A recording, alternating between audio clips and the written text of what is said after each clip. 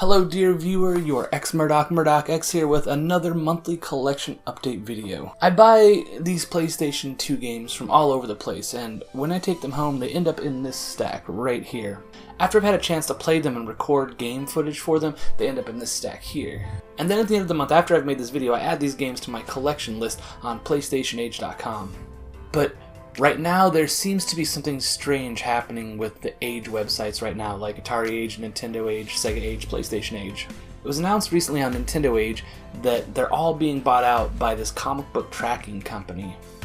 Which, in itself, maybe that's good, maybe it's bad, but none of the moderators even knew about it.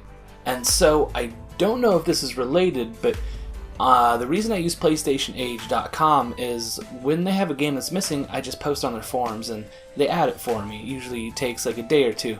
But last month, 2 of the games that I requested to be added haven't been added yet. Now, maybe I just caught them when a mod is on vacation or something, or maybe it's related to this. I don't know.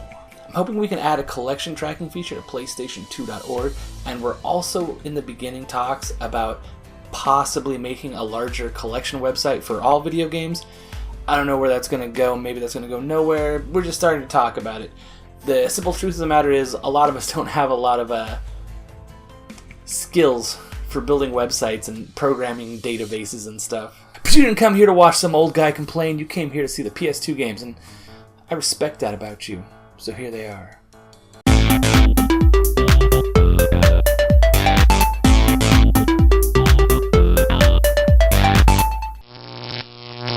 First up, we have Bloody Roar 3. I'm not usually into fighting games, but this one is alright. Beat the crap out of your opponent, turn into some kind of monster, then beat the crap out of your opponent more.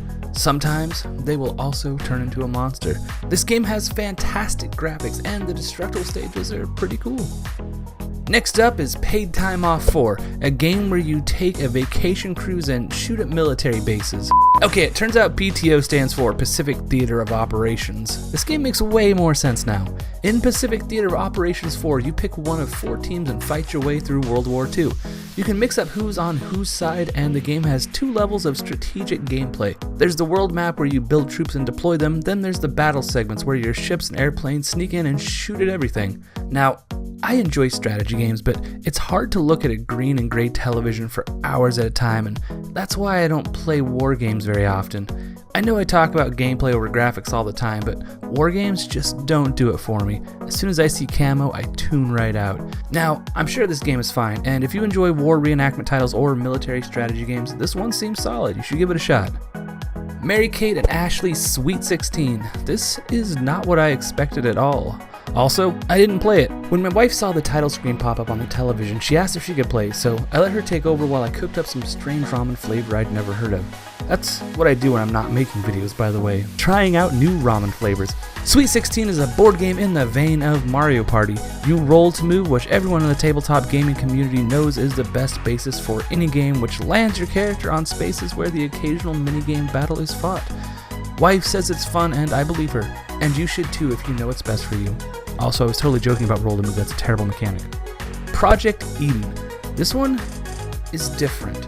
I didn't feel like I understood the game with the short amount of time I spent playing it, but it's an interesting one. You have 4 characters that you swap between while investigating the stage and shooting the enemies. It was tough to get the hang of, but I do want to come back and play more of this. It could be great, or horrible, but I'm going to need more time to figure that out. Sunny Garcia Surfing. There are 2 surfing games in this video, with this one being the inferior title. You paddle along to match speed with the wave, sort of, then stand up to ride the wave, sort of, and then surf and do tricks, sort of. It's not fun. It's a little bit complex, but not in a way that's interesting. This game is a mess and I wouldn't recommend it. Which brings us to Transworld Surf. This is nearly the same idea as the last game, but more time was spent on this one. There's less dead time, the controls feel better, and there are video tutorials unlike the last one. I still wouldn't recommend this game though. Here's the deal, during the PS2 era, extreme sports were getting a lot of love in the video game world, which led to some duds like the last 2 games, but we did get one gem, which is Wakeboarding Unleashed. Not a surfing game, but it's a similar theme. There's also Kelly Slater's Pro Surfer, but I haven't tried that one yet. Get Wakeboarding Unleashed though, it's fantastic. Quick note, I have a theory about why both Transworld and Sunny Garcia were bad. If you look inside the game cases, you'll see that both were trying to sell surfing magazine subscriptions. Magazines created this mess. Maybe. I mean, I don't know. On to the next game. A game that I didn't play because you don't want to hear me sing. I don't want you to hear me sing, but it's Karaoke Revolution. I got the bundle pack. It's got the game in here. Oh gosh, I hope it's complete. I didn't really check. It is. It's complete. Oh, thank goodness. And this is interesting. I actually didn't open this until just now to record this, but it comes with a headset. I thought it came with like a microphone. Ooh, it's falling apart. I'm not gonna dump this crumbles from, you know, the little floofy crap that goes around the pointing at the wrong spot, around the earbud. That's all crusty and falling apart, and it's all still in there. I'll dump it out later. Strike Force Bowling, released by Crave, which is never a good sign. First, let's talk about the ability to spin the ball. I don't think it does anything. It can be adjusted from 10 to 100%, and I couldn't tell a difference from either. It's not a good game, but the stages are fun. I played against a robot on a pirate ship. That's pretty sweet. Unfortunately, this gimmick isn't enough to save this game. It's permanently shelved. Narnia, The Lion, the Witch, and the Wardrobe. This is one of those adventure style of games that were getting made for movies around this time. It's not bad though. You can switch between multiple characters with different abilities, and there are loads of things hidden around these stages. If you're a fan of the movies, this is 100% worth your time. Metal Arms, Glitch in the System. This game had me cracking up with this opening segment. Hey, Crunk, were you able to repair our mystery butt? Of course I f***ing fixed him. It was a huge pain in the f***ing waistband, cause he's some kind of custom jobby, but nothing I couldn't handle. Some of his memory chips were fried, so he'll need a new data upload. But after that, he should be as good as f***ing new. I kind of want to reinsert the swearing into this clip. I think I will do that and put it at the end of this video. Metal Arms is a third-person shooter with some platforming, and it's fantastic. Games like this are what make collecting for the PlayStation 2 such a treat. I look forward to playing more of this in the future. Avatar: The Burning Earth. This is a competent enough combo brawler game, but it feels a little bit incomplete. The more I've researched games for this channel, the more I've come to realize that nearly every game ever has been released before it was complete. The gaming industry is a strange market. What makes this game feel unfinished is the story segments where there's no mouth movement like this. Call forth the Avatar state. You can end this war. I can only do it when there's real danger to myself or my friends. If something was going to be left out of the final project, I'm glad it was this. The story segments are important, but gameplay is king. That's why I say this is a competent game. If you enjoy combo brawler beat-em-ups, you'll probably like this game. If you're also a fan of Avatar: The Last Airbender, and who isn't, then this is a game that you should own. Wild Arms 5 10th Anniversary Edition. This is a big pickup for me. I've been trying to gather up the 20 most valuable games for the PlayStation 2, and this is one of them. It currently sells for around $80 complete, but more importantly, it's fun and beautiful. There are criticisms about this game being too newbie-friendly with a vanilla RPG experience, and maybe that's true, but Wild Arms is a great game series, and it felt awesome jumping into the first dungeon with this fantastic soundtrack.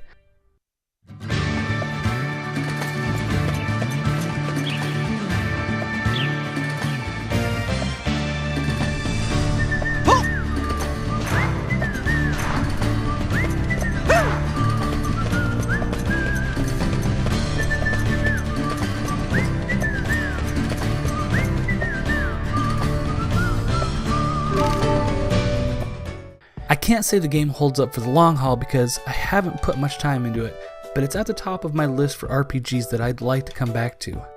And finally, the game that I spent more time playing than I should have, and that is Freaky Flyers. Holy shit, this game is loads of fun. I talk about the lack of good kart racer games on the PS2 a lot, but I do believe this fills that void. Yes, there's Jack X Racing, which is a blast, but that game could eat your memory card. No such problem with this title. You start the game by picking a wacky character, followed by a short video that gives you an idea of what that person's personality is like, and then it's off to the race. I picked Myrna Bookbottom, but I don't need to explain. Here's her intro video. Myrna Bookbottom, librarian, cat lady, extremely polite. Hello, I am very pleased to meet you, Governor. Now, what is a nice young woman like you doing in this race, Myrna? Well, you see, I have always wanted a life of adventure. But I work in the local library and things just never seem to happen there. Until Margaret Basher came along. Margaret Basher? She is my alter ego. When I get angry, I turn into Margaret. And bad things happen. But you seem so sweet and helpless. And boring. Boringly helpless. Helpless, eh? The moral is, you can't judge a book bottom by its cover. Godspeed, Myrna Bookbottom. Oi! And Margaret Basher. The only thing I love more than how strange these characters are is the bad British accent Myrna's evil side has. Well, sucking tree hugger, just try and stop me. So the animation bits are great, but we need to talk about the racing. It's hard. This game doesn't have any rubber banding like Mario Kart, and because of that, it's easy to fall way behind if you make too many mistakes. On the other hand, there are loads of shortcuts, and in the racing stages, you always have your machine gun. Besides the addictive racing stages, there are also mini games along the way, the first of which is Bandito Attack, where you are charged with protecting your fort while also sneaking off to destroy the Bandito forts. There's a lot of balance here, and if you get too greedy and spend too much time away from protecting your fort, you'll lose. It took me 3 tries to figure this stage out, but this is a good thing. There aren't easy pushover levels in this game. There's a lot to learn and plenty to unlock. With 13 new games added to the shelves this month, that brings my set up to 650 out of 1,795 games for a total of 36.2% of a complete collection. We're getting there, and the games this month were some good ones. I'm over a third of the way, and I'm still discovering great new games. I love this hobby. Thanks for watching. Now for the swearing robots I promised. Hey, Crunk! Were you able to repair our mystery butt? Of course I fucking fixed him. It was a huge pain in the fucking waistband, because he's some kind of custom jobby, but nothing I couldn't handle. Some of his memory chips were fried, so he'll need a new data upload. But after that, he should be as good as fucking new. Hey, Crunk! Were you able to repair our mystery butt? Of course I fixed him. It was a huge pain in the Commenting waistband, because he's some kind of custom jobby, but nothing I couldn't handle. Some of his memory chips were fried, so he'll need a new data upload. But after that, he should be as good as subscribing new.